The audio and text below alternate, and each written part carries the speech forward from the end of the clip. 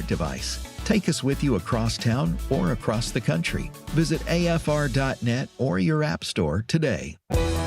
This is American Family Radio, a listener-supported ministry of the American Family Association.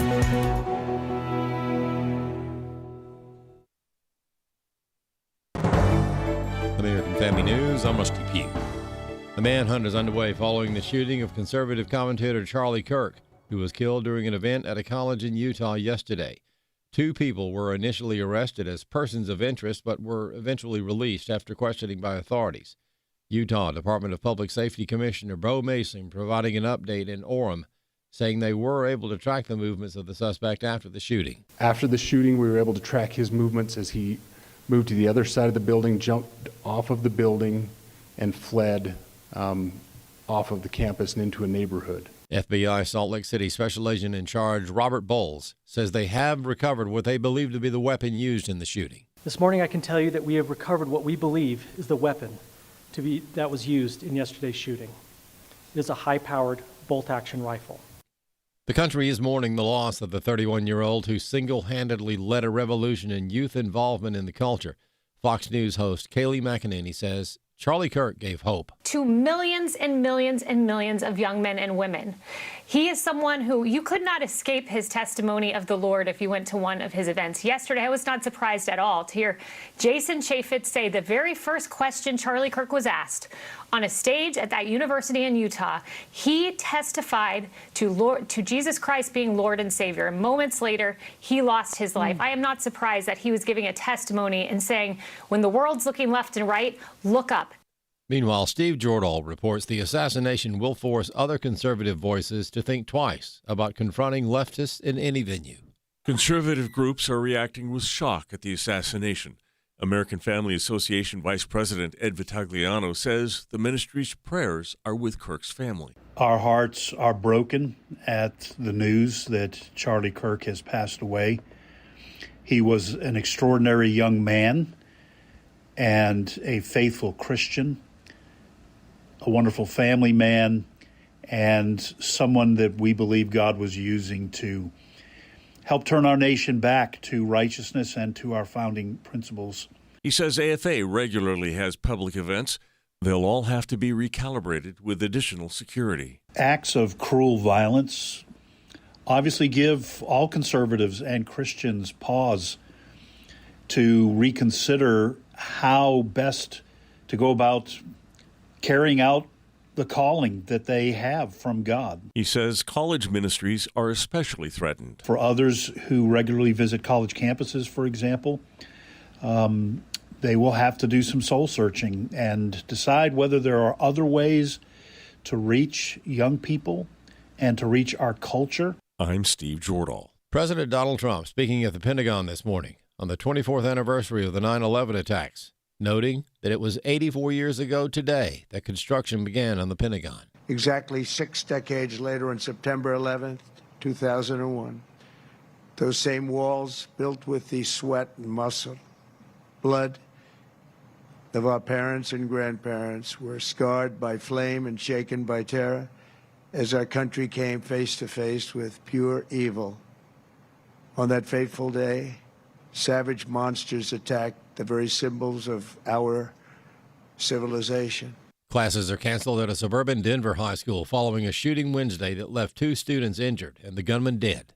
One student hospitalized in critical condition. Another has been released after they were shot by a classmate during lunch at Evergreen High School Wednesday. The Jefferson County Sheriff's Office saying the suspect, a teenager, took his handgun to himself, that he's dead, with multiple active crime scenes. Obviously, we're going to focus on that suspect's home, his car, his locker, all the things that we need to do to find out more about him and maybe why this happened. We're told there were no school resource officers at Evergreen High School at the time.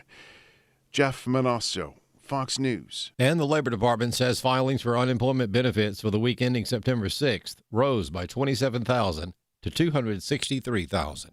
More news online at afn.net and download the AFN mobile app for your Apple or Android device. I'm Rusty Pugh. As we watch world events unfold and fulfill Scripture, It's hard to believe anyone could doubt God and His Word are real, and yet there are so many who either question or completely refuse to believe it. The God Who Speaks is a 90-minute documentary that hits the doubt head-on with evidence that proves God is real and His Word is the ultimate authority. Watch it anytime and invite others to watch with you. Just visit stream.afa.net. That's stream.afa.net. Welcome to Today's Issues, offering a Christian response to the issues of the day. Here's your host, Tim Wildmon, President of the American Family Association.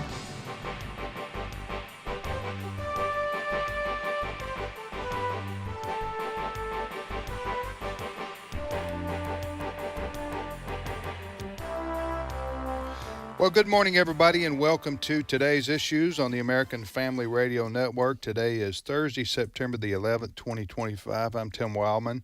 We thank you for joining us on the program. In studio with me is Ed Vitagliano. Good morning, Ed. Good morning, Tim. Fred Jackson. Good morning. And Chris Woodward. Good morning. Very, very sad day for all of us here at American Family Association, American Family Radio, after what happened yesterday with our friend, not my personal friend, but the friend of our movement, and a close personal friend of many of the people that we know here at American Family Radio. Charlie Kirk was assassinated in Utah yesterday, as everyone knows by now, and he was a prominent leader in the movement to reach especially millennials and college-age kids with the truth of the gospel of Christ, and also what's great about America. And just a conservative champion, Charlie Kirk was. And we're going to talk more about his life a little bit later on. Very, very, very influential person, which probably explains why he was assassinated. But Fred, as far as the facts of the story go, what's the latest? Yeah, there was a briefing just about an hour ago, and we have placed this story on our website, afn.net. The headline is Charlie Kirk's killer blended in on Utah University campus, and a high-powered rifle is recovered. The sniper who assassinated Charlie Kirk is believed to have jumped off a roof and fled into a neighborhood after firing one shot and has not been identified. In a briefing just an hour ago, authorities also said they've recovered a high-powered bolt-action rifle they believe was used in the attack and are reviewing video footage of the person they believe was responsible. Shooter appeared to be of college age and blended in on the university campus where Kirk was killed on Wednesday. That, according to Bo Mason, the commissioner of the Utah Department of Public Safety. So that is what we know so far. Now, the Wall Street Journal at this hour has its main headline, Ammunition in Kirk Shooting Engraved with Transgender Anti-Fascist Ideology, sources say. A number of other media outlets are also reporting that, but the Wall Street Journal is being more specific. Ed, for example, CNN. Yes, CNN has this headline, Federal officials probe rifle and ammo scrawled with cultural phrases. Yeah. So they weren't going into detail. And in the body of the story, they also do not go into detail as to the nature of what was scrawled on the ammunition, instead saying it's not yet clear if they point to a motivation in the attack. Yeah. So it's maybe CNN is, I want to be fair here, maybe they feel like they need to do their due diligence, get the facts, but the Wall Street Journal and other sources have made public the fact that, according to sources, the ammunition was scrawled with either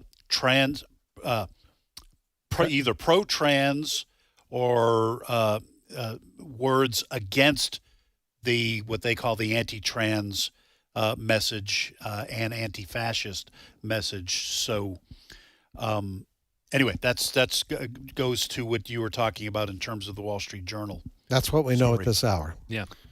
All right, so this is. I watched the video yesterday. It happened what time? About. I think it was around noon Utah time. Yeah. Early afternoon for us. So, Chris, the video I saw, which a lot of people have seen now, I mean, everybody had their cell phone there at the event, and then the news media. It looked like something out of a horror movie. Yeah. Oh, yeah. It's like, you're like, this really didn't happen, did it? This is an AI-generated photograph. Well, a lot of us thought it might have been the initial videos that were being sent around. Lots of people were saying, is this AI generated? Right. But then, as it turned out, it was not. And that's one of the things that newsrooms, including ours, are going to have to deal with going forward. The longer the Lord tarries, the more we're going to have to wonder, is this even real? And there was a lot of misinformation yesterday in the immediate hours following that. But to Tim's point here, there's video, there's pictures out there, there's even images. I shared this a moment ago. It's the Independent's version of the Wall Street Journal story that these guys mentioned. The Wall Street Journal stuff may be behind a paywall, so I'll share the Independent's version, which piggybacks off Wall Street Journal. But you can tell from like the Post, you see a spotlight of somebody that appears to be on a rooftop here. And I bring up the rooftop because earlier this morning, Rusty Pugh, in one of our morning newscasts, had sound bites from a lot of people, including retired FBI Supervisor James Gagliano, who believes the attack took a lot of pre-planning and may have actually involved some quick actions by the shooter or shooters. Clip 11. This is the most chilling thing about this manhunt, and what's got me the most concerned in law enforcement, is if you come off that roof, and I've seen the drone footage of this, there's an open-air parking lot behind that building. It's spitting distance from I-15. I-15 is a major artery, a major thoroughfare there. So this is a big concern because this person, within 3 to 5 minutes of that shot going off, could have been in a vehicle on his way out and miles away. Provo Airport's only about 45 minutes from there. So these are all things that you're going to have to consider. Now, 3,000 people at this event. Can you imagine the amount of cell phone video footage and security footage the FBI and state and local law enforcement officials have to grind through? This is going to be long and laborious.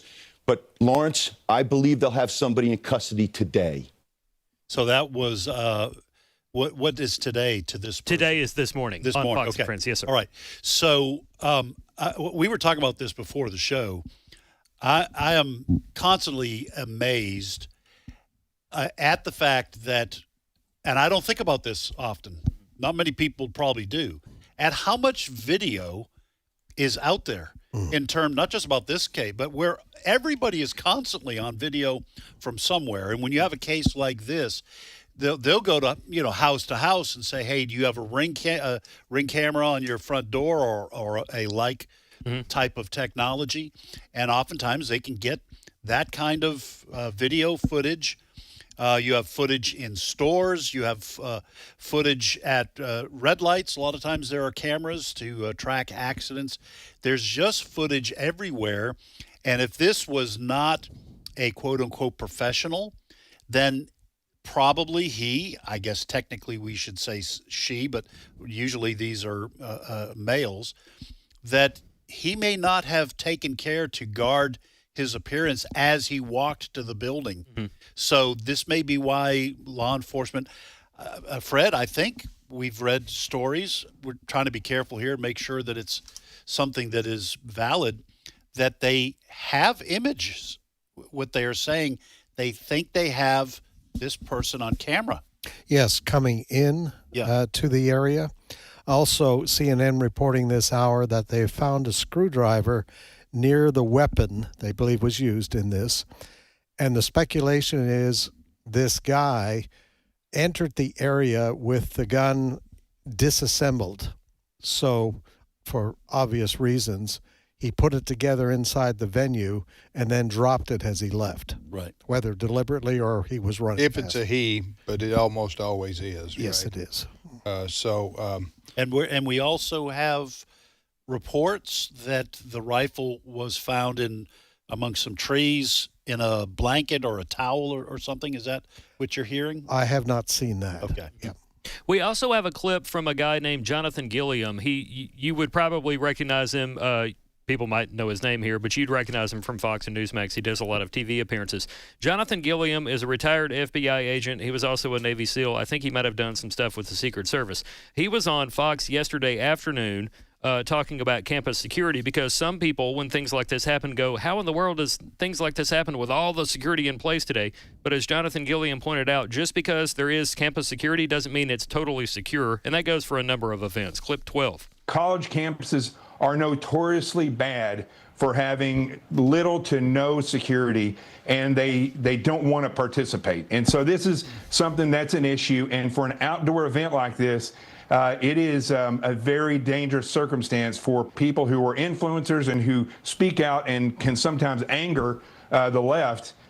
This is not presidential security. So Charlie had his security detail, but there's only so much they can do to secure the college because they're not authorities. Now, it was interesting, I thought, when he said this is not presidential security, because even President Trump himself had shots taken at him. Because he was a candidate at the time. Well, speakers like this in the future, if they're going to do, especially going to do outdoor events, you're going to have bulletproof.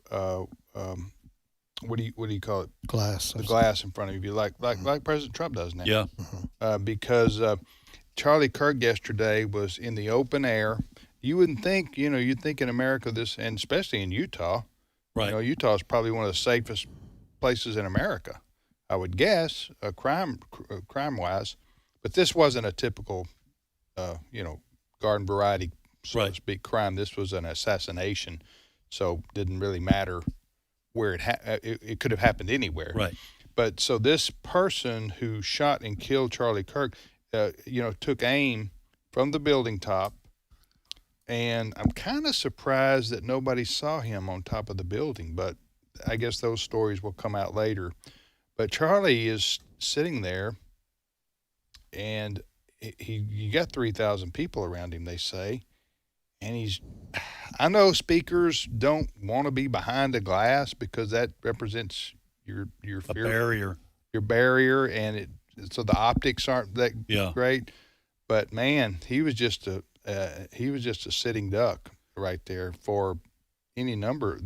You can't police really 3,000 people either. Somebody could, some of the students were saying that the security was. The security, yes, may have been there, but keeping people from coming on the premises in an outdoor area, and even if they wanted, especially if they wanted to carry a weapon, would it be almost impossible? Well, and what you're talking about in terms of the closeness of the crowd, not wanting to have a plexiglass or ballistic glass barrier between Charlie Kirk and the people he's trying to reach, that's part of what made Charlie Kirk so popular amongst young people.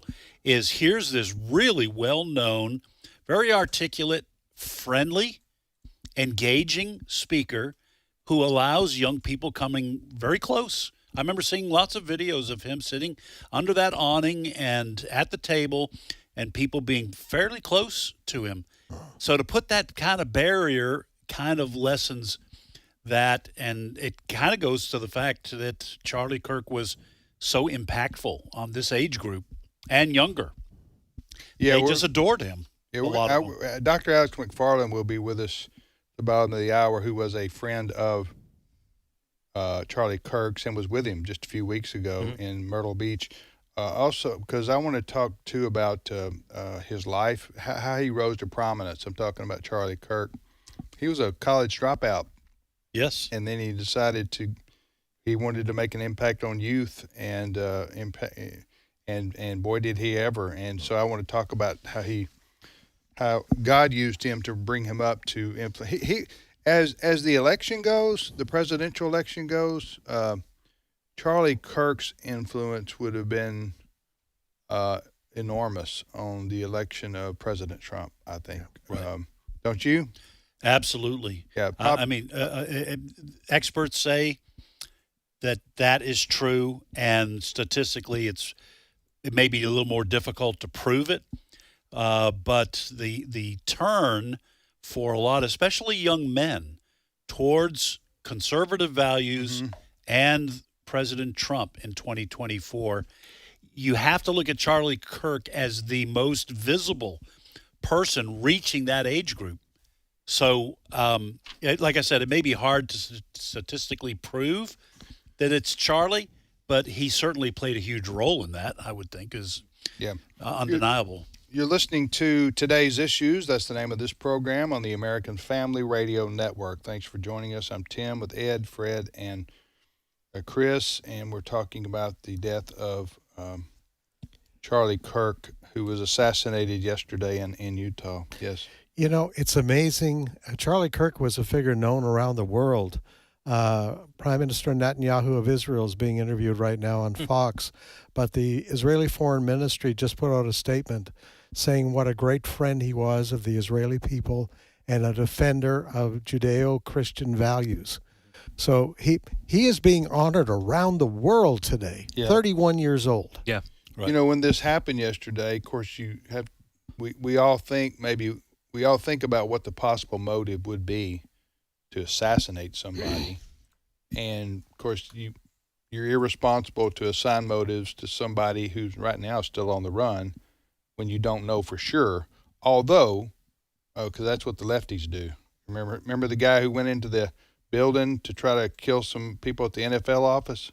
Right. And he killed, remember that in New York City? When was that, 3 or 4 weeks ago, a month ago or so? It was fairly recently. In this news cycle, it feels like 6 months ago. I'll look up the date. It was about a month ago. And anyway, MSNBC showed a video of him and said he may be a white guy when he's clearly not a white guy.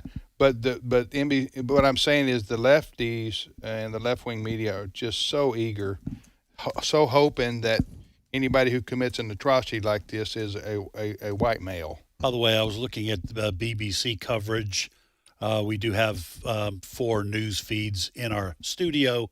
BBC had some stock footage of Charlie Kirk in a crowd of young people walking around, people handing him things, and he's autographing them. But it's a crowd just inches away from him. So this is an individual, Charlie Kirk, who loved people, loved being around people, and enjoyed being up close and personal with them. Yeah. Which, as we've kind of talked about around the building here, and I'm sure we'll get to this subject, but other people who go to college campuses or speak out in public are now perhaps going to have to reconfigure how they do that to prevent something like this from happening to them. But back to so I began to speculate to myself what would be a motive for this, and one of the first things that popped in my mind was his support for Israel. Now that may not be the case. We'll find out what the motive of the killer was. Are you talking about like someone sympathetic to Hamas? To Hamas or the yeah. That's one of my first thoughts. Yeah, it was he's pro-Israel, talking about Charlie Kirk, and so that's the reason. And he's vocal about it. Yeah, I would tell you after a couple of decades working in news, you can't rule it out. That's true. You guys have been at this longer than I have, for sure. Hey, President Trump says he will posthumously award Charlie Kirk the Presidential Medal of Freedom. President Trump did issue remarks about Charlie Kirk's death. I can play that clip from the president if you want. Sure. Okay, clip 2. To my great fellow Americans, I am filled with grief and anger at the heinous assassination of Charlie Kirk on a college campus in Utah. Charlie inspired millions, and tonight, all who knew him and loved him are united in shock and horror. Charlie was a patriot who devoted his life to the cause of open debate and the country that he loved so much, the United States of America. He fought for liberty, democracy, justice, and the American people. He's a martyr for truth and freedom, and there's never been anyone who was so respected by youth. Charlie was also a man of deep, deep faith, and we take comfort in the knowledge that he is now at peace with God in heaven. Our prayers are with his wife, Erica, the 2 young, beloved children, and his entire family, who he loved more than anything in the world. We ask God to watch over them in this terrible hour of heartache and pain. This is a dark moment for America. He went on to say more, but we had to cut it off there. Right. All right. Let's again. It appears that the law authorities are on the trail of the killer.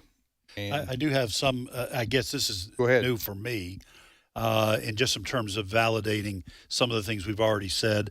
But FBI Special Agent in Charge Robert Bowles said, "I can tell you we've recovered what we believe is the weapon that was used in yesterday's shooting. It is a high-powered bolt-action rifle. That rifle was recovered in a wooded area where the shooter had fled. So the FBI laboratory will be analyzing this weapon. Investigators have also collected footwear impression, a palm print, and forearm prints for analysis."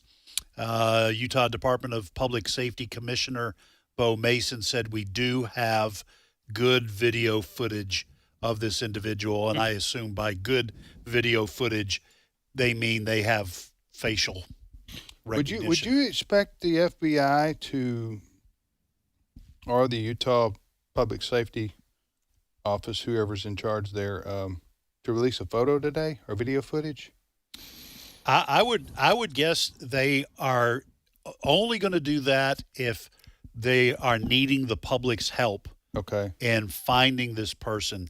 If they have good video, this is my personal opinion. If they have good information and maybe even something they can use in facial recognition software, if they've got something like that, then they may be able to nail who the person is and then get, cell phone data or credit cards, That whatever. tipping him off? Yeah. I think they don't want to let him know that they know who he is. So I wouldn't expect them to release the photo unless they say to the public, "We need help." What do you guys think? That's just my guess. I agree. No, they know what they're doing. Yeah. They have policies that they've used in other cases that have worked well. It actually amazes me how they can take a print and facial recognition, that kind of technology today. They probably know a whole lot more than even what they told us this morning at this briefing. Yeah. And I can't say this for sure. Maybe there's a little conspiracy theorist in me here at this point. I think the FBI probably has a substantial database on Americans. I'm guessing maybe even things that are constitutionally questionable, where they have fingerprints and other forms of identification that not just from criminals who have been booked, quote unquote. Oh, no. And that what they do is they use that to find the person, identify the person, and then find the person and use other evidence to convict. But I'm guessing that they have that kind of information, maybe even DNA information, on a lot of Americans. And I'm not sure I'd like that idea until they use it to catch someone like this. Also, the killer would you call it? He evidently had if it's a he, a lot of training, a lot of practice on shooting at a long distance. I would consider 200 yards to be a long distance. But if you're wanting to hit somebody, it's this isn't for hunting purposes. Here's what I'm saying. Do you remember after 9/11, and we haven't even talked about that yet, how they found out that the authorities found out that some of the men who hijacked the airplanes were training in pilot school in Florida? Yeah. That's right. Right. Remember that? Oh, yeah. I'm going to guess that somebody knows this loner has been training, maybe he lives around there or something like, you know what I'm saying? Mm-hmm. And he's been that kind of thing. Yeah. Is probably going to help break the case. So we got to take a short time out right here. Dr. Alex McFarland, who is a friend of Charlie Kirk's and had him at an event. They were together at Alex's event in Myrtle Beach just a few weeks ago. Alex is going to join us. He has some thoughts on remembering 9/11 as well. And we will certainly bring you up to date if any more news breaks about the Charlie Kirk assassination investigation.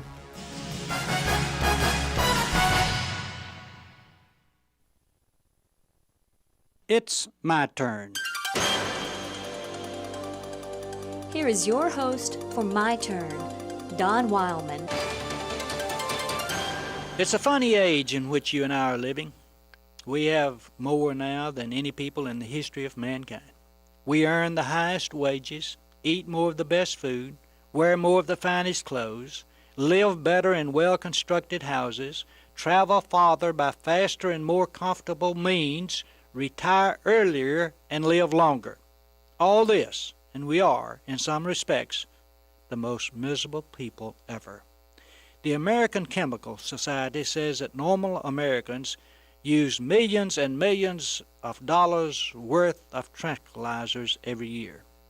And listen to this, about 1 out of 12 Americans take tranquilizers regularly.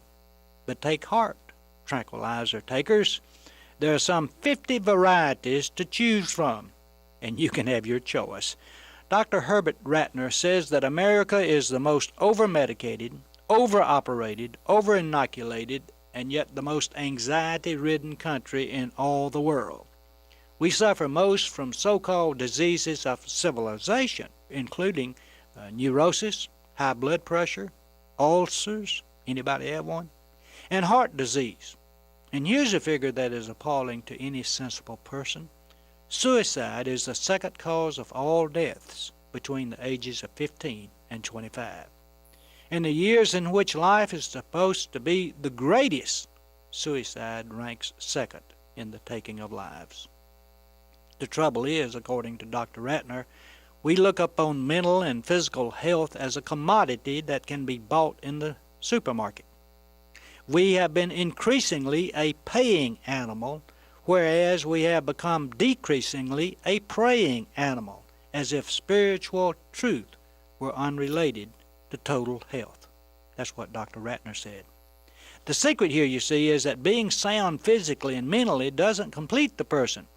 It will any other animal, but not man. Man has about him a spiritual side which is ever more important than the physical or mental. Whether we are willing to admit it or not, mind and body and spirit affect each other for good or ill. The man of Galilee had a word to say here. Seek first his kingdom, he said, and his righteousness, and all these things. He knew only too well that happiness comes from wholeness. This may well be one interpretation of the Beatitudes. Blessed are they, he said. And here he's saying that the happy people are those who relate themselves, to others, to their world, and to the Creator in the way he intended for them to do when he made them. It's a funny thing indeed that those who are seeking desperately for happiness never find it. And those who are too busy doing something worthwhile to seek happiness, they're the most happy. It is true, then, that the deep wisdom which the carpenter of Nazareth taught man nearly 2,000 years ago still rings true today. Many who have failed to find comfort in tranquilizers have come to find the truth in that statement.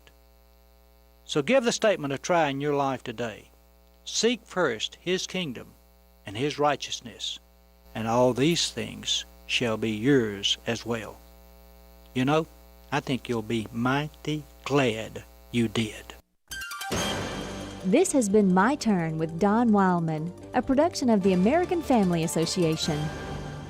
However, as it is written, what no eye has seen, what no ear has heard, and what no human mind has conceived, the things God has prepared for those who love him. 1 Corinthians 2:9. American Family Radio. This is Today's Issues. Email your comments to comments@afr.net. Past broadcasts of Today's Issues are available for listening and viewing in the archive at afr.net. Now, back to more of Today's Issues.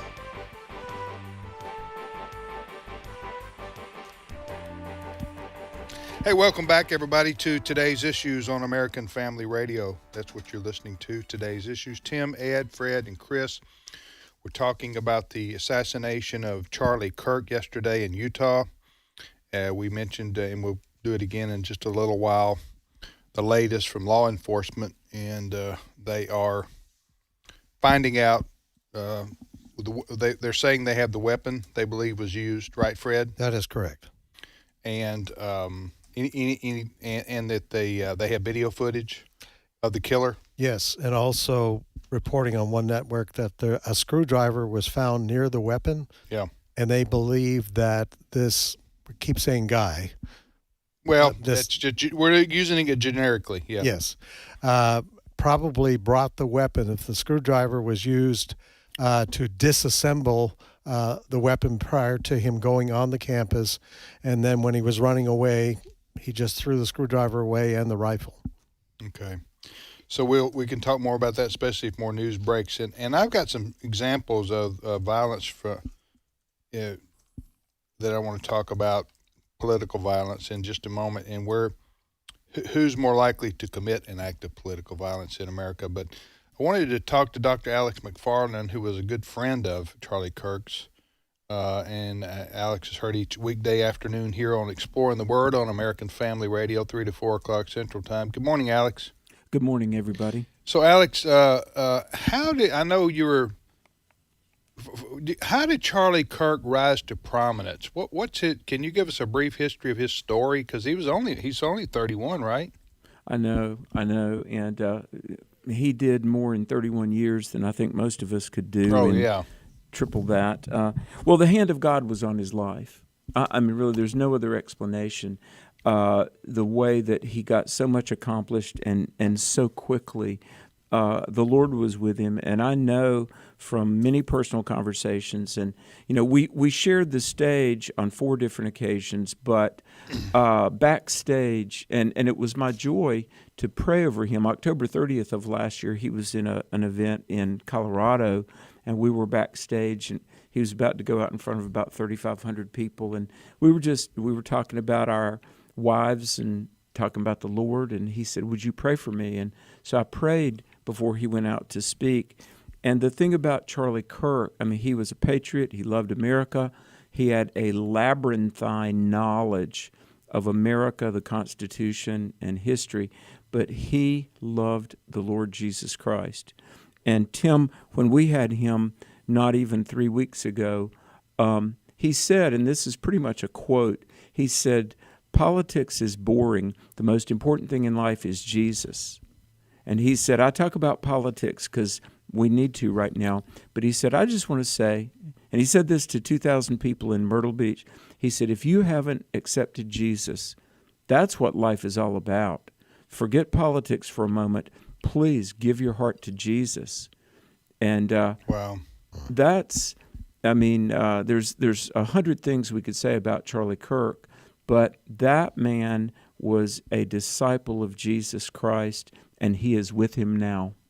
Well, 31 years of age and built a organization, Turning Point USA. I began to hear about that 6-7 years ago, I guess, maybe. I'm not sure when he started, but I was going, this young fella, 24, 25 years old, is creating a movement. Yeah. And like you said, something that the hand of God had to be on. When you would hear him speak, I was going, thank God somebody's going to the college kids and the millennials and the Gen X's and the younger group that need the kind of information and education, and also what Charlie Kirk did better than anybody, or as good as anybody, I should say, is he didn't just preach, he debated. Oh, yeah. Like you do, Alex. He debated and he took on all comers. He would give a microphone to somebody for 5 or 10 or 15 minutes who would just basically grill him. Well, and like Alex, do it very respectfully. Yeah. Although not backing off what he believed. Mm-hmm. Alex does this, Frank Turk, others do this. Yeah. But this was I want to say this is part of Charlie Kirk's charm. I want to use that word because there was something about his personality and the fact that he was loving, he was approachable. He respected his opponents, even if he might say, "Well, you're delusional," or you've been brainwashed. He would have that banner sometimes behind him. But prove me wrong. Yeah, wasn't it? Well, yeah. He was so engaging that all these young people just loved being around him, and that's why.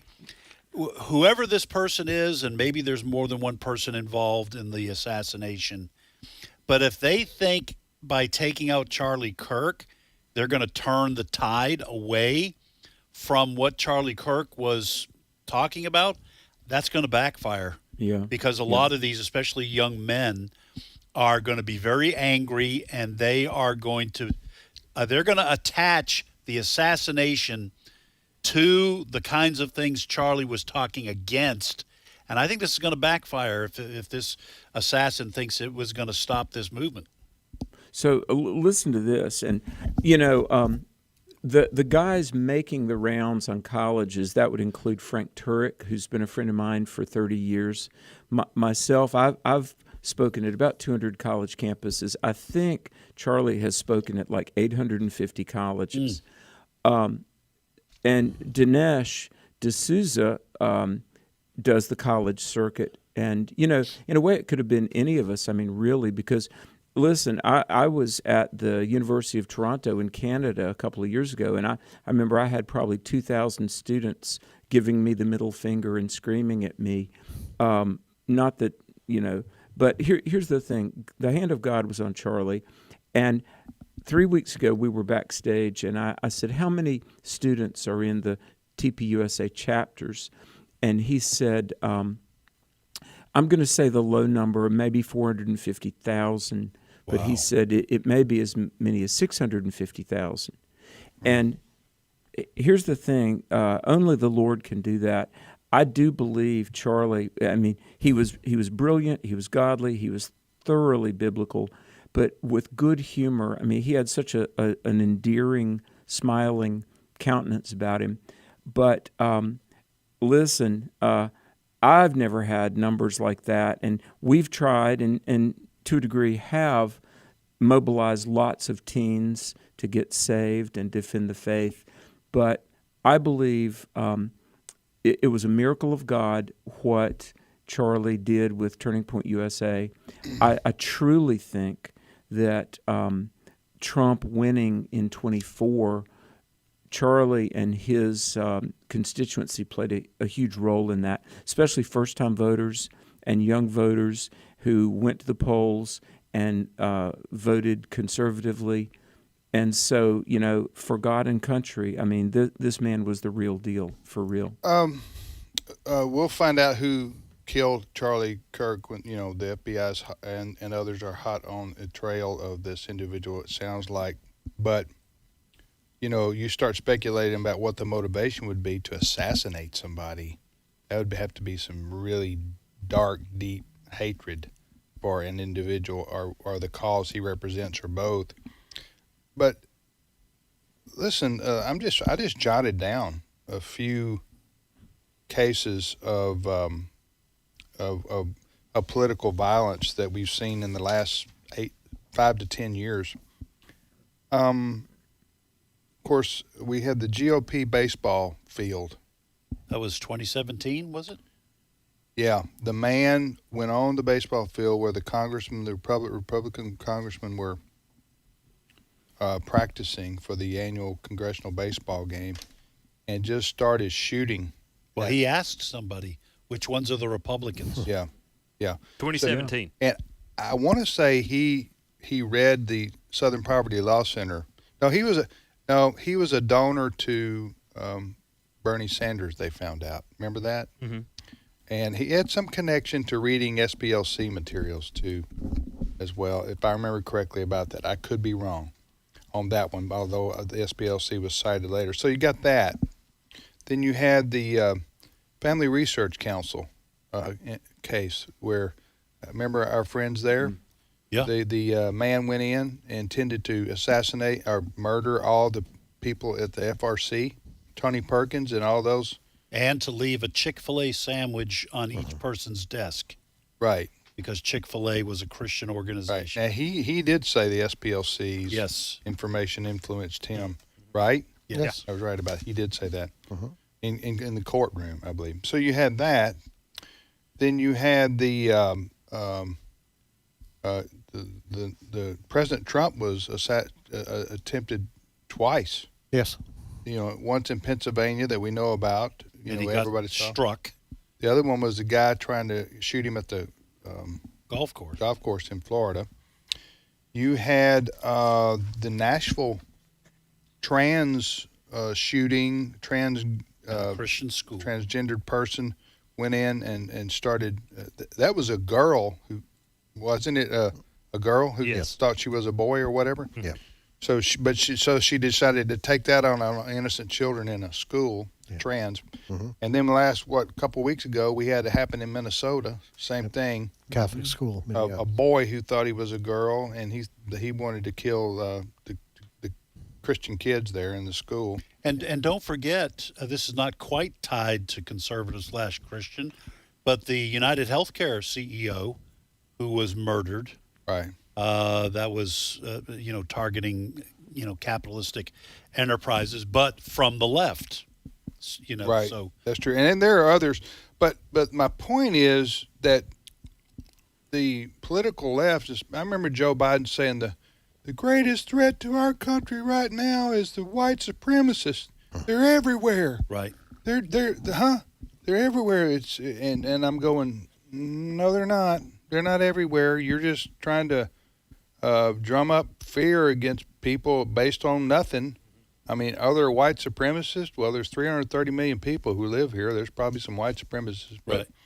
And you do hear from time to time about, the skinheads and all that stuff. But no, I just laid out for you. Can you give me examples of right-wing violence against left-wing people that you can think of in the last 10 years?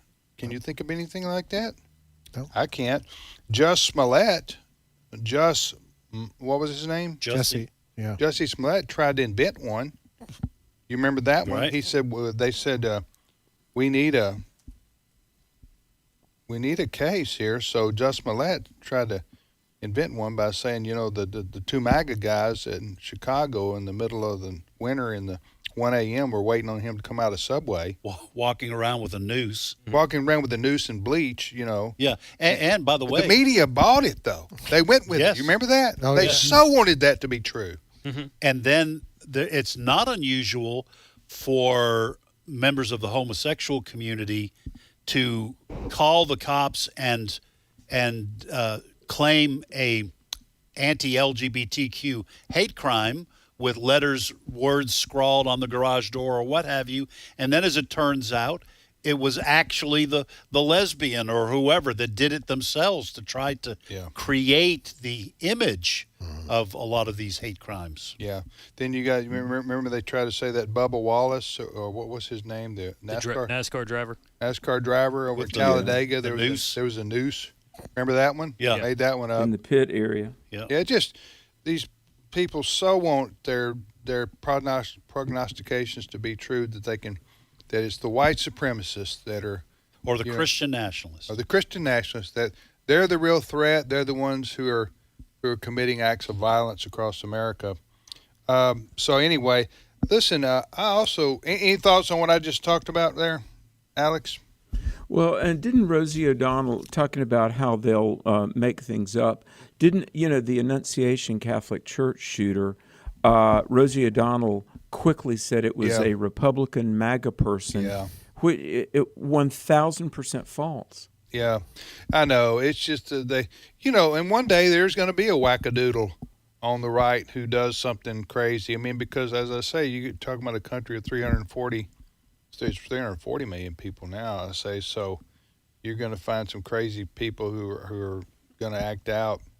But I'm just saying you might find some of these instances. Wasn't there an instance with someone in a car plowing through a crowd that was later said to be conservative? Well, let me just say this. I don't know. I remember it happened in Wisconsin where the BLM guy got in the car and mowed down all those people at a Christmas parade. Mm-hmm. Remember that? Because Yeah. they were white. Mm-hmm. Remember that one? Yeah. Yes. Yeah, that stayed in the news about 6 hours. So Yeah. that was an act of political violence from the left, right there. The point is, most of these instances, and I guess we get Alex back in here, most of these instances, the vast majority of them are people on the left doing this to, either Christians, Christian children, or members of conservative movements. So I guess the question is, if there are so many incidents like this, where are they getting the mindset that somehow they have some right to kill someone to end what they consider opposition to their points of view? So I'm getting at, where did they get the right that I can be violent and I'm justified in doing so? Let me just throw my thoughts out there on that, and then Alex and any of you guys can join in. Real Christians don't kill people. They don't murder people. Amen. That's one of the top 10, right? Right. Yeah. Right. Okay. We don't murder people. Number 6. Jesus said to love your enemies. So, and that's a real challenge for those of us who have flesh, right? So that's, and Jesus knew it was a real challenge, or he wouldn't have told us, you got to do this. You got to overcome hatred with love. You got to overcome war with peace. You got to overcome good with evil, both in your soul and when you walk around in the public. So real Christians don't murder people because they disagree with them politically.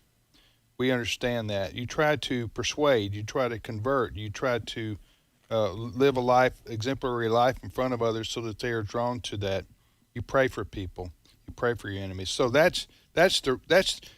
so genuine Christians don't act out with violence against people just because they disagree with them politically. Now, if you go to the other side of this equation, the people on the political left who would commit acts of violence like this or applaud it or think it's justified, all of them are atheists, okay? They're either atheists or agnostics or they hate God.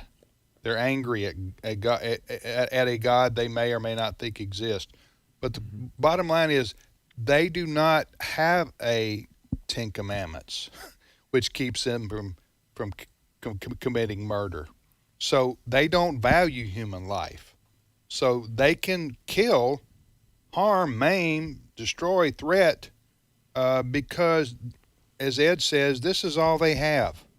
This life is all they have. So their cause is their God, and some of them are willing to act violently on their motives. Does that make sense? What do you think, Alex? Absolutely. Well, let's remember a little over a year ago, James Carville said to Bill Maher, and I'm quoting, he said, evangelical Christians are a bigger threat to America than Al-Qaeda.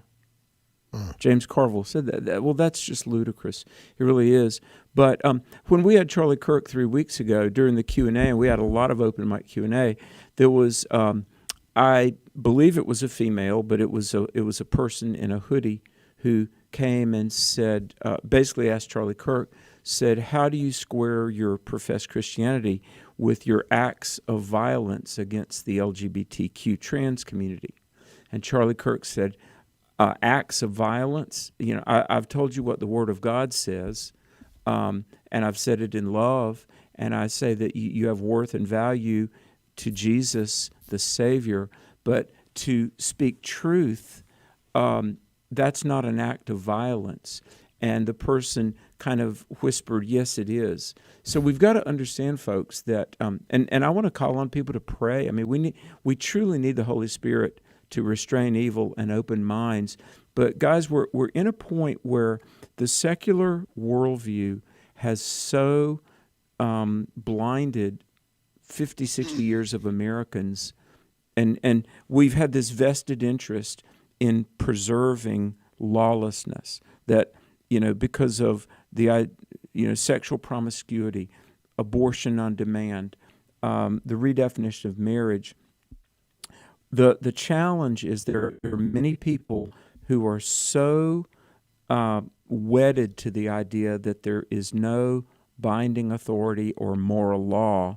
That when we, like Charlie Kirk and all of us at AFA, when we come along and lovingly but decisively, we tell people, no, there is objective moral truth. We're all accountable to God. We must personally and societally have a moral foundation. They say that is aggression or violence.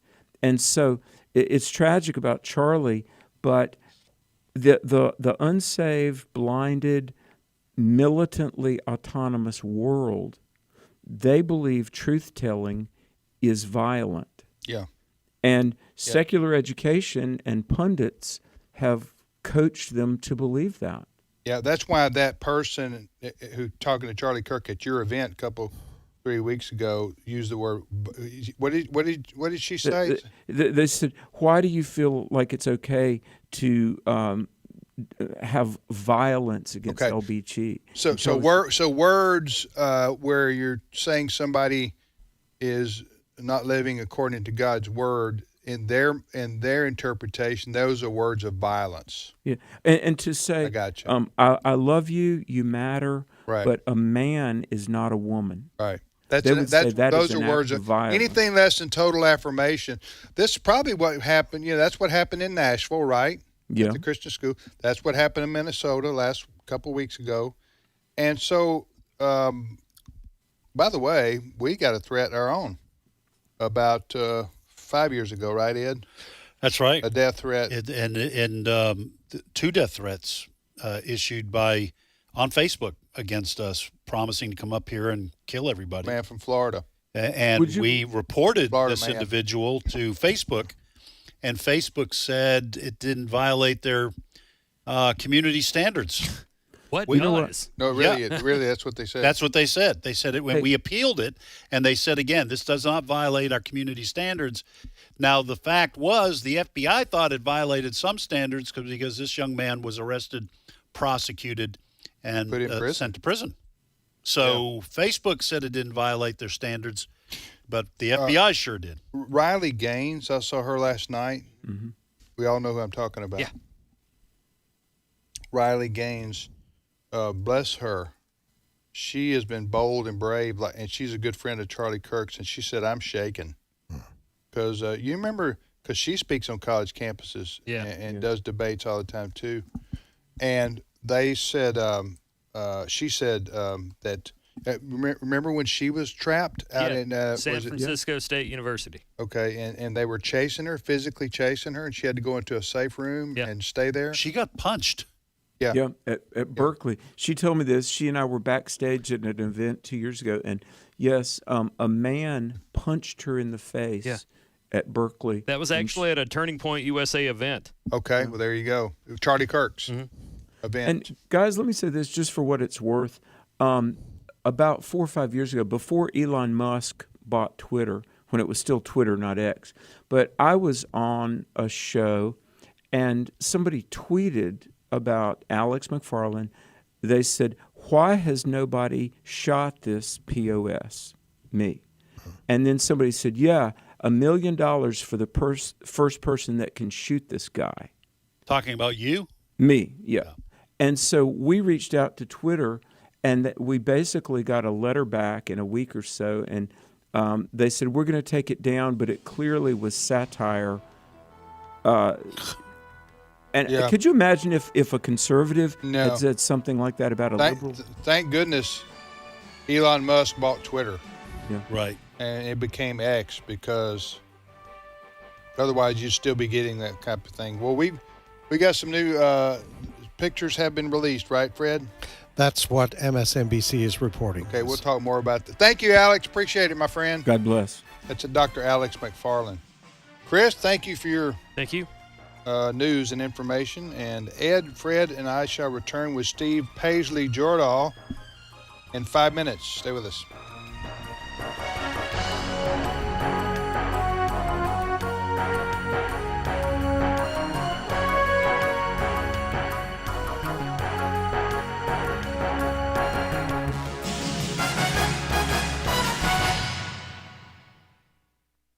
The views and opinions expressed in this broadcast may not necessarily reflect those of the American Family Association or American Family Radio.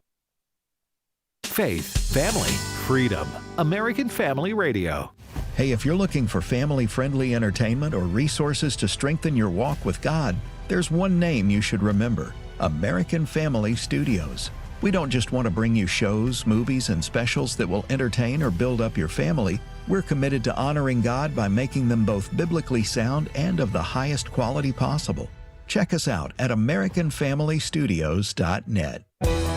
This is American Family Radio, a listener-supported ministry of the American Family Association.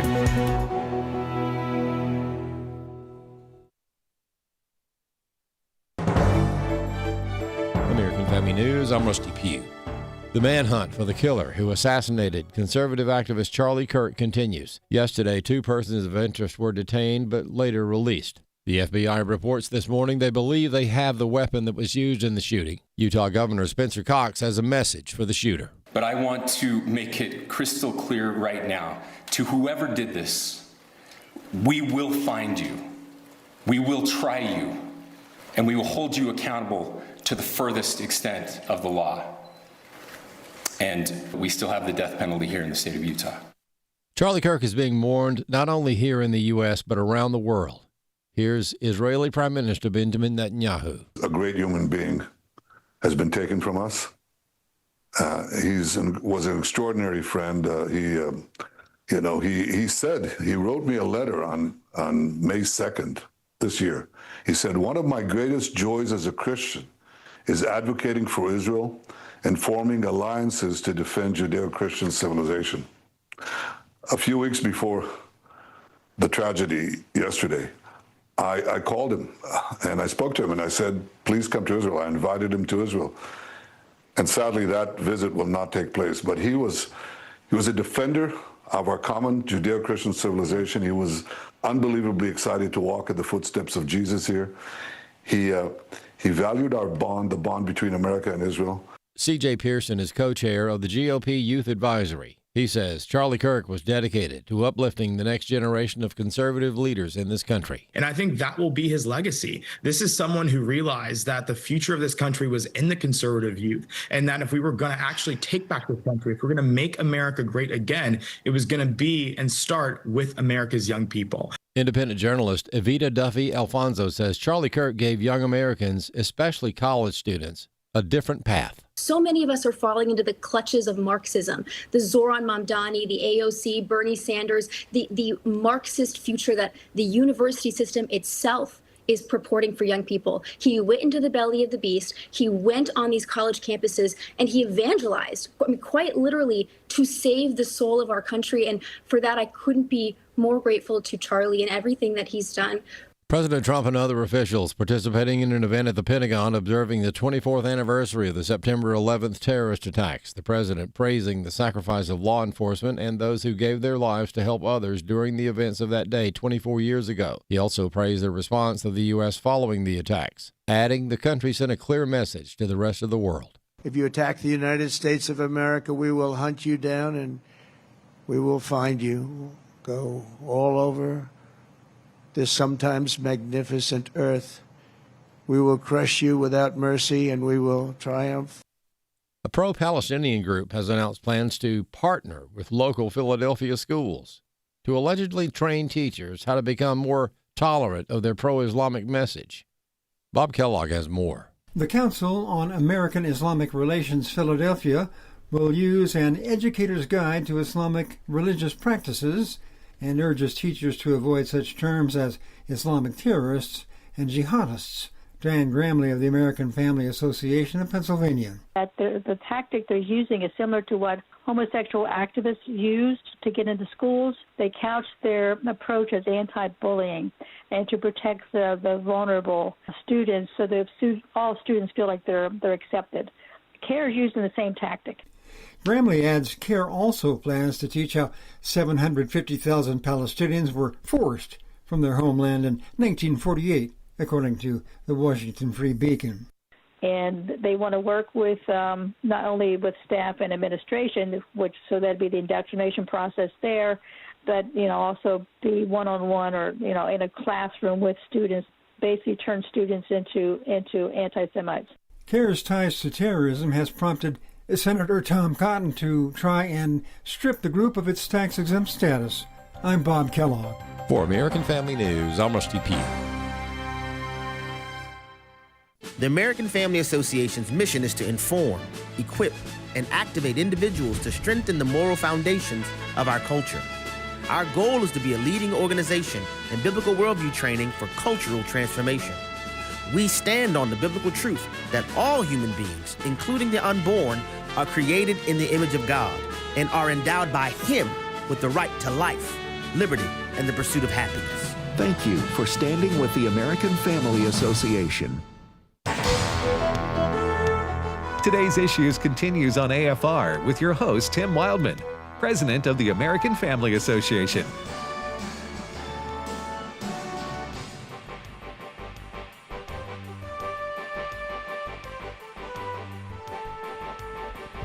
Hey, welcome back, everybody, to today's Issues on the American Family Radio Network. I'm Tim with Ed and Fred, and now Steve Paisley Jordahl joins us. Good morning, Steve. Good morning, everybody. What's the latest, Steve?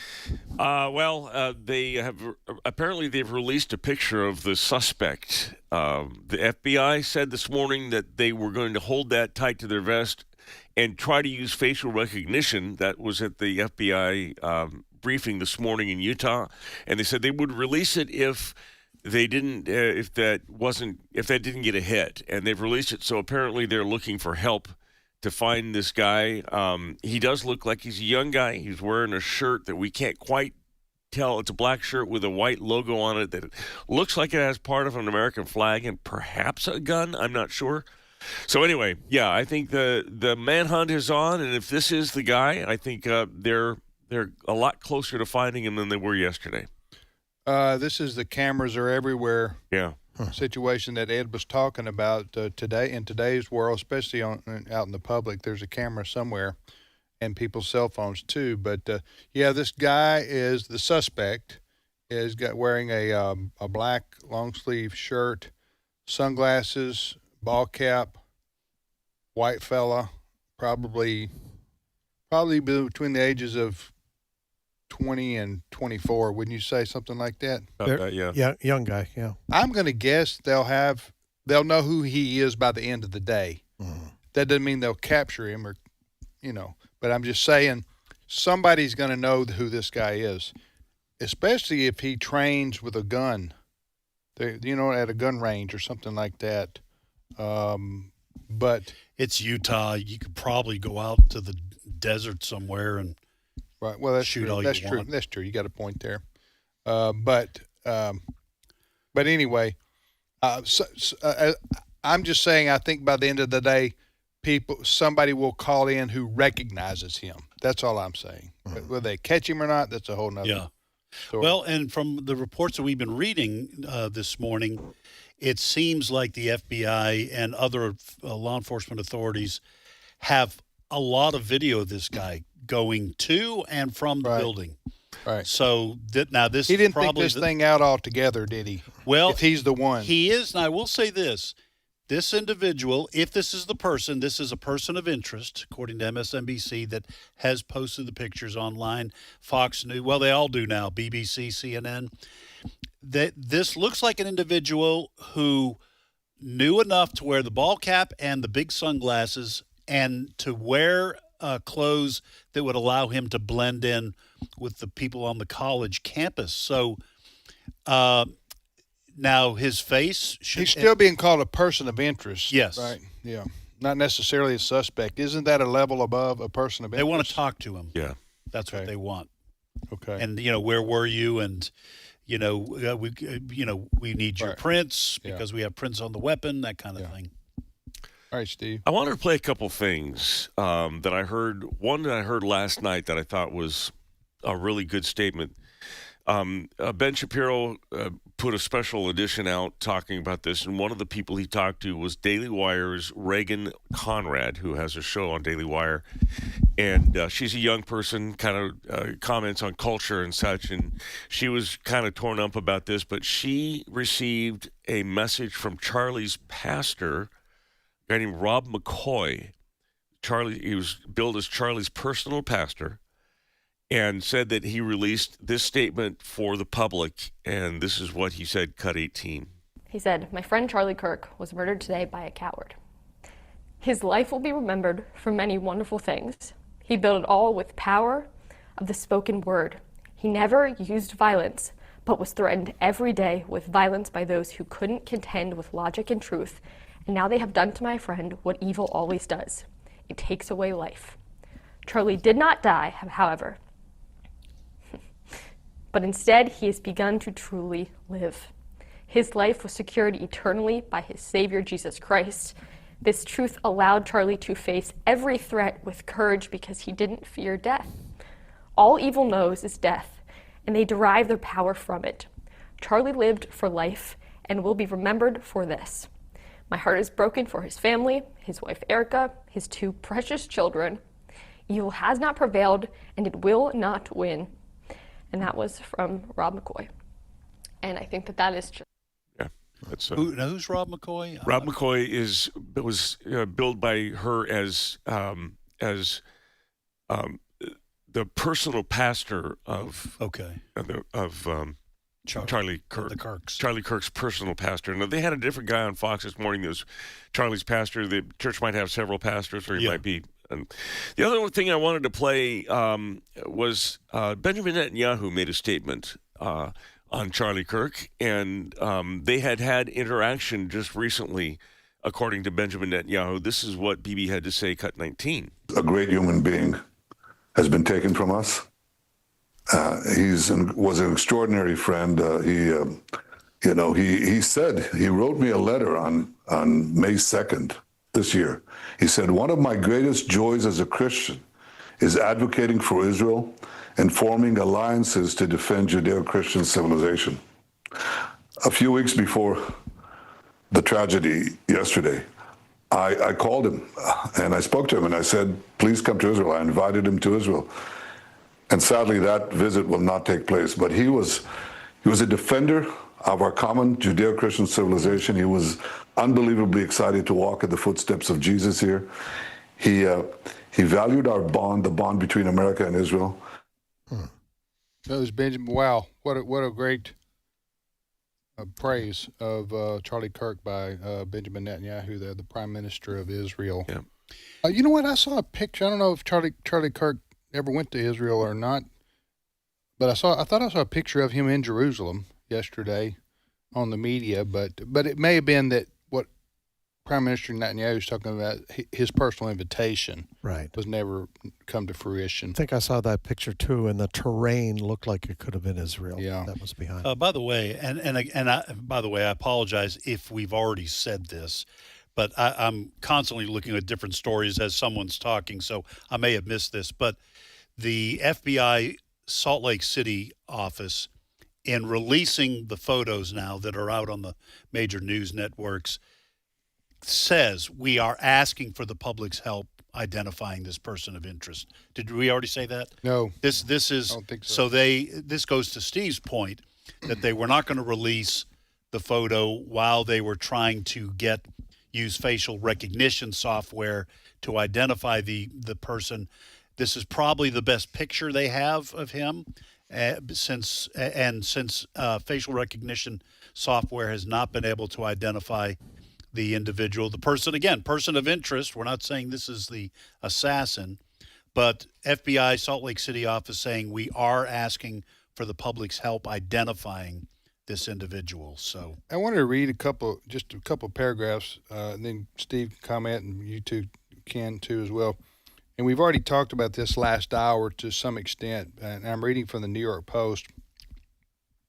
It says, a rifle recovered in the hunt for conservative influencer Charlie Kirk's assassin contained ammo engraved with transgender and anti-fascist ideology, according to preliminary reports from law enforcement sources. The weapon, an imported .30-06 caliber. Yeah. Help me, I'm not a gun person. In terms Mauser, of, I think. In bolt terms action. of pronunciation, huh? I think that's Mauser. Bolt action rifle, was discovered wrapped in a towel by investigators in a wooded area following the killing of the conservative firebrand, that talking about Charlie Kirk, who was shot while speaking at Utah Valley State. So, if that's true, and having a gun with engravement about transgender and against an anti-fascist ideology, then that's going to also, they're going to use that in factoring in somebody who might be posting on social media the same type things or threats against Charlie Kirk. Maybe. For the person to take time right to engrave that on bullets. Right. Oh, is it on bullets? Yes, it says ammunition. Casings, maybe? Ammunition and Kirk shooting engraved with transgender anti-fascist ideology. That tells me the person is filled with hatred. Yes, yes. And Absolutely. wanted to send a message. Yes. They wanted the ammunition to be found with that message on it. So if all of these reports are true, we're now moving towards a motive, a true motive for this. Right. I would think. And would it be a transgendered activist? It would be the same type thing that happened in Minnesota, same type that happened in Nashville, where the transgendered person was motivated by hate for Christians. Yes, that's what you can say. Yes. So the question, one of the questions now is, what has this done to the conservative movement? What has this done to college campuses? And I have a lengthy statement. I'll read part of it from a gentleman named Nick Freitas, who is a Virginia delegate, the House of Delegates. He's a husband and father. He says he's a frequent poster on X, and this is what he said. Says, I'm told that as a state representative, this is the moment where I'm supposed to express my heartfelt condolences and then stand in solidarity with those on the other side of the aisle as we condemn political violence and stand unified as one people. But we are not one people, are we? The truth is we haven't been for some time now, and there really is no point in pretending anymore if there ever was. We are two very different people. We may occupy the same piece of geography, but that is where the similarities seem to abruptly end. I don't think they realize it yet, but murdering Charlie is going to be remembered as the day that we finally woke up to what this fight really is. It's not a civil dispute among fellow countrymen. It's a war between diametrically opposed worldviews which cannot peacefully coexist with one another. One side will win, one side will lose. Charlie tried to win the fight through arguments, through discussion, through peaceful resolution of differences, and the other side murdered him. I don't want to stand in solidarity with the other side. I want to defeat you. I want to defeat the godless ideology that kills babies in the womb, sterilizes confused people, turns our cities into cesspools of degeneracy and lawlessness, and murdered Charlie Kirk. Social media now is aflame with leftists celebrating Charlie's death. I wonder if any of them understand what has just happened, if there's a Yamamoto somewhere in their midst warning that they have just awoken a sleeping giant. Every time, he says, there will be a reckoning. He says, my Christian faith requires me to love my enemies and pray for those who curse me. It does not require me to stand idly by in the midst of savagery and barbarism, quite the opposite. So every time I feel tired, every time I feel discouraged or overwhelmed, I'm going to watch the video of a good man being murdered in Utah. I will force myself to watch it, and then I will return to the work of destroying the evil ideology responsible for that and so much more. Rest with God, Charlie. Your fight is over. Ours is just beginning. Who is this from? Nick Freitas, who is a conservative commentator and a member of the Virginia House of Delegates, Republican. Well, I mean, these two competing worldviews, one founded on God and the scriptures, and one based on atheism and evolution and secularism, those are mutually exclusive. You know, you can have those kinds of things existing for a while, but sooner or later, one side or the other is going to win. And I'm reminded of Abraham Lincoln during the Civil War. he said in his famous, the way it's described as the House Divided speech, said that a house divided cannot stand, our nation cannot stand being half pro-slavery and half anti-slavery. It's eventually got to be one thing or the other. And I think the same thing is true about America, is it's going to have to be one nation under God or one nation in defiance of God. One way or the other, it's got to be all one thing. So how to respond to this? Obviously, no one is suggesting that we take rifles out and go after the other side. But this may be a call to action for young people, especially who admired Charlie Kirk, to get them involved in the political process. I saw several people, one who said, I voted for Barack Obama, I voted for Hillary Clinton, I've been a Democrat all my life. Today, I registered Republican. Wow. One person said, I don't know what this means, but for some reason, I really want to give my heart to Jesus today. Well, it's like we've been talking about, and Fred, we'll give you a chance to speak here too, but Charlie Kirk, in the short number of years he was on this earth, and I think he founded Turning Point 12 years ago, he had an extraordinary impact on the college-age crowd. Young people and even younger. We had a devotion in our here at our headquarters this morning. One of our employees, we asked everyone to take a turn reading scripture or sharing, a devotion. He talked about his young kids, and others here at the ministry have talked about their young children. I'm not talking about like 7 or 8, but I'm talking about 9, 10, 11, 12. And then high school kids, they love Charlie Kirk. Yeah. And to see him assassinated, traumatic. This is traumatic, and it's whatever this assassin was hoping to accomplish.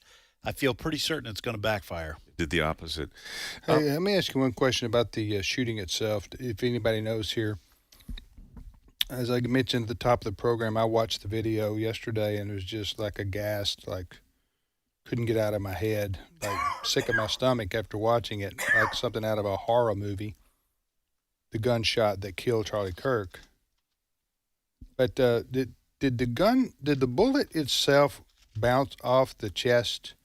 The what do you call it? The bullet ricocheted off the chest. I saw a posting that said it did, and it looked like from that posting that you could see something hit about his shoulder blade. And then the blood started coming up from right above that in the neck area. So it might have deflected. I know he certainly was probably wearing, I imagine he was wearing a bulletproof vest. That's part of the standard gear when you're in a situation like that and your life is under threat. I don't know if the vest itself was enough to stop the bullet, but I imagine it might have been enough to deflect it, which is what is being... the video I saw suggested that. All right, you're listening to today's issues on the American Family Radio. Also, why is it that when acts like this are committed from people on the left, that we have to stop gun violence? But when it happens on the right, then the motive counts. You notice this? Yeah. Yeah, you're talking about when it's, like, for example, when a white police officer shoots a police black officer suspect. at all. If a police officer shoots somebody, the left doesn't say we got to stop gun violence. Right. They say we got to stop the cops from. Right. Huh? Am I right? Yeah. But if a person on the left commits an act of violence, they don't say we got to stop the motive of hate by this person. No. Gun violence. We got to take the guns away. So which is it? Is it the guns or is it the motives of the person behind the gun? Well, you're motive. coming at this from a logical perspective, and this isn't the way that left operates. They don't operate on being logic? Intellectually consistent. Okay. Because that's exactly a contradictory approach they take depending on what narrative they want. Otherwise, they would say we've got to take the guns, the guns that the police officers have. That's what's doing the problem, not the police. But no, they go defund the police. Right. Altogether. You see what I'm saying? Yeah. All right. So go ahead, Steve. Well, one of my jobs here is to monitor the media's reaction to news stories like this. And there were many ridiculously stupid takes yesterday in the wake of this. I wanted to play what was probably the stupidest, which cost this guy, Matthew Dowd, his job at MSNBC. Who's Matthew Dowd? Matthew Dowd is a former Republican speechwriter, I believe, for Reagan, and he's a strategist. Bush. Strategist. Bush. Sorry. Bush. George W. I think. Yeah, and he's signed on as an analyst for MSNBC, and this is what he said. I'll just play it for you. Cut 16. In which a shooting like this happens. Yeah, and again, to emphasize what you just emphasized, we don't know any of the full details of this. That we don't know if this was a supporter shooting their gun off in celebration, or so we have no idea about. What is that supposed to mean? Now, that wasn't the whole quote, was it? No, there was more to it. Where's the part where that was the context? I think. he blamed Charlie Kirk, didn't he? Yes, I believe. Yeah, I think. Yeah. I did for that. That's why he got fired. He said that violence begets violence, and if you say violent things are going to happen to you. Yeah. Yes, without giving us examples of Charlie Kirk promoting violence. No, he never did because he didn't. Well, their interpretation of violence is if you disagree with them. Yes, just like Alex was talking about that he saw a young woman asking him how could he reconcile his Christian faith with his violence. He said, what violence? He said, your words. And he said, my words aren't violence. She said, yes, they are. Well, that's their view. They twist definitions to suit their purpose, and that's their main language is one of their main weapons. Right. By redefining everything, they change the whole they turn everything on its head. When Matthew Dowd said what he said right there, that fella there, Charlie Kirk had not died yet.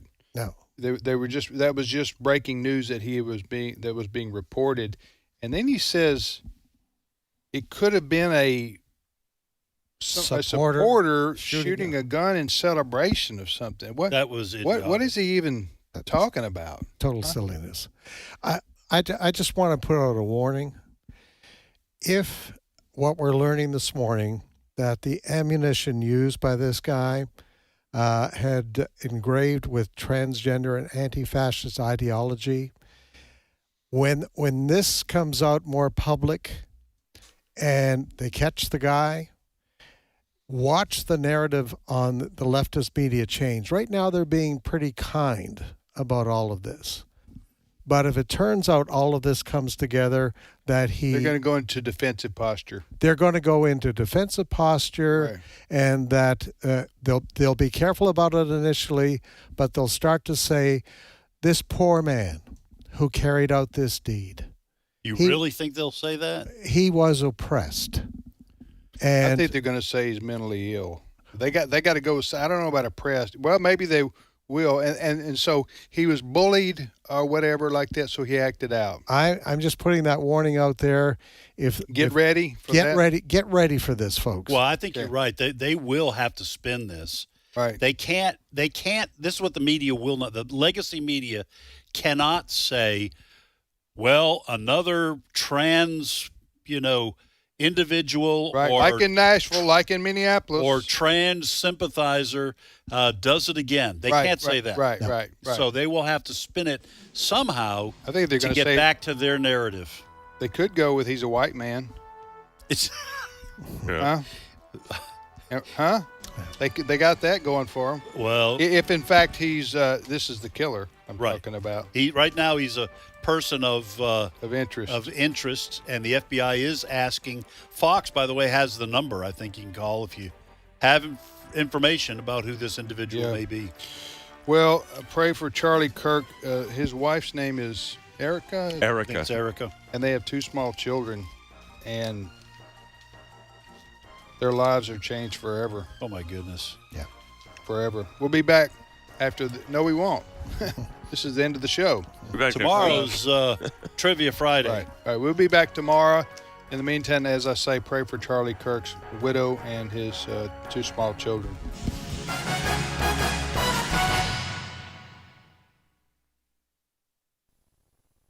Have you ever wanted to take a boat ride on the Sea of Galilee? Raise your hand.